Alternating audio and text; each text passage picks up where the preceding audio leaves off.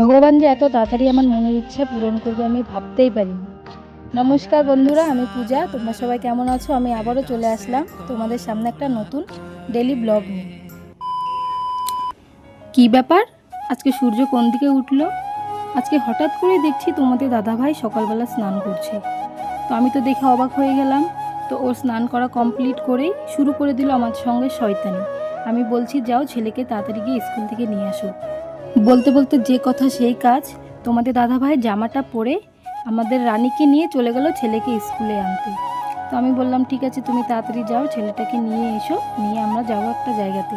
ও তোমাদেরকে বলে রাখি, এই যে সাইকেলটা আছে, এই সাইকেলটা তোমাদের দাদাভাই শখ করে নাম দিয়েছে রানী। তারপরে চলে আসলো আমার ছেলে, ওর জন্যই অপেক্ষা করছিলাম, কারণ ও আমাদের সঙ্গে যেতে চাইছিল মন্দিরে।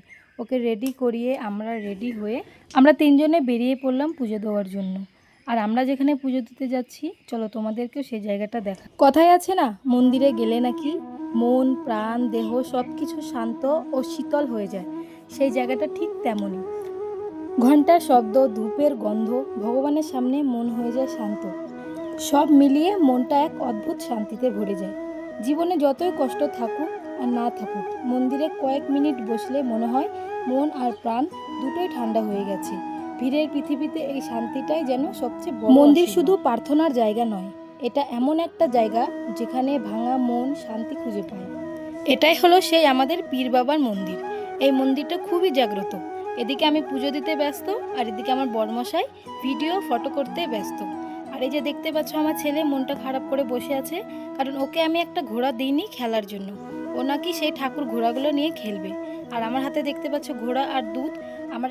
আমার মনের ইচ্ছে যে ভগবান এত তাড়াতাড়ি পূর্ণ করবে আমি ভাবতেই পারিনি।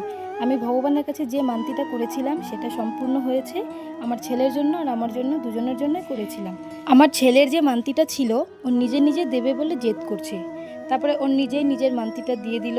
আর আমি বললাম, বাবা তুমি ভগবানের কাছে প্রণাম করো, আর তোমার মনের যে ইচ্ছাটা আছে তুমি সেটা ভগবানকে বলো। আর ও নিজে নিজে ভগবানকে বলছে কি, তোমরা নিজেরাই শুনে নাও। আমি ওকে বলছি, বলো ঠাকুর আমি আমার ঘোড়া দিলাম। তা না বলে ও বলছে, ঠাকুর আমাকে একটা ঘোড়া দাও।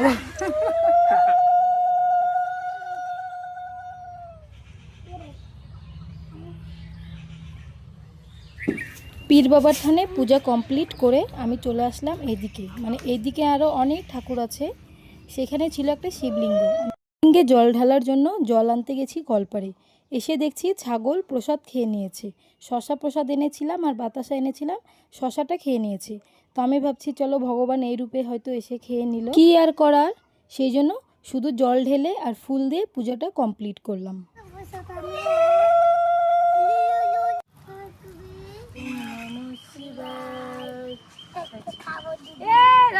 বলে কি দুধু বলে খাবে।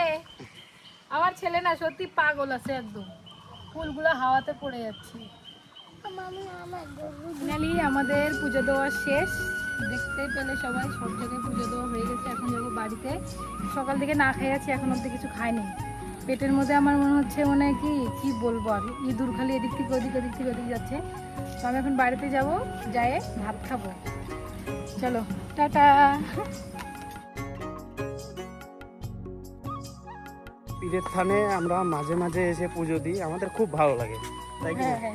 আমাদের তো খুবই ভালো লাগে। কার কেমন লাগে জানি। কিছু হলে আবার আমরা এই ঠাকুরকেই বলি।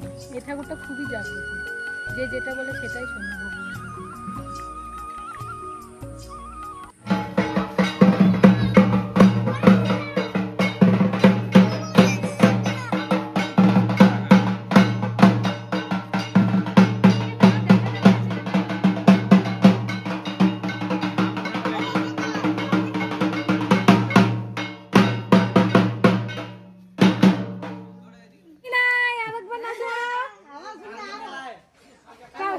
মেলা কোথা থেকে আসছে? কালকে মেলা। কালকে মেলা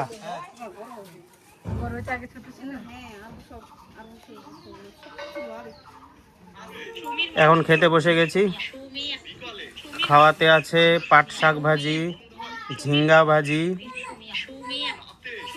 শশা, লবণ, ভাত, আর এই যে ডাল।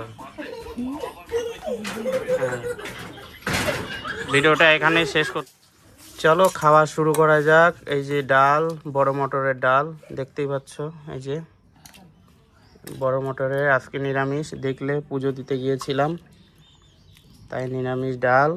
এই ডাল দেবো তোমাকে? না না না, আমি এখন নেবো না, আমি পরে নেবো, আগে শাক দিয়ে খাই, আগে শাক দিয়ে ভালো লাগতেছে। কেমন হয়েছে রান্না? তুমি তো রান্না করছো। নিজের রান্না তো নিজের কাছে ভালোই লাগে, যতই খারাপ হোক। চলো না না, আজকের সত্যি ভালো লাগতেছে। আজকের ভিডিওটা আমি খাইনি এখনো, খাই। দারুণ হচ্ছে। তুমি খাচ্ছ, আমাকে দেখাচ্ছ। আজকের ভিডিওটা তাহলে এখানেই শেষ। সবাই লাইক, কমেন্ট, শেয়ার আর অবশ্যই সাবস্ক্রাইব করবে। আগামী ব্লগে কি হতে চলেছে সেটা কিন্তু একদম মিস করো না। আমাদের সাথে এভাবেই থেকো, অনেক মজা সামনে আসছে। আবার খুব তাড়াতাড়ি দেখা হবে তোমাদের সঙ্গে নতুন ব্লগে। শেষ পর্যন্ত দেখার জন্য সবাইকে অনেক ভালোবাসা।